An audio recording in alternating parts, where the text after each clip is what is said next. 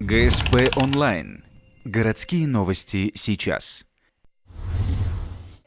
Суббота, 17:00. Центральная библиотека. Награждение победителей творческого конкурса «Молодежь против агрессии». На суд жюри своей работы представили 87 ухтинских школьников и студентов.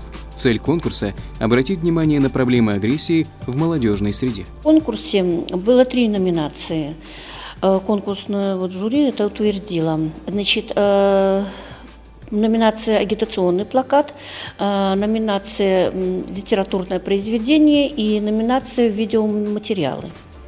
По решению жюри в номинации «Агитационный плакат» победила ученица спортивной школы номер 2 Анна Уткина. В номинации «Литературные произведения» лучшими признали сочинения Гульнары Рочевой из школы номер 16. Из 7 представленных видеоматериалов за самое качественное техническое исполнение и продуманность сюжетной линии приз вручили Антону Речкину, студенту железнодорожного техникума. Всех участников и победителей конкурса наградили дипломами и памятными призами.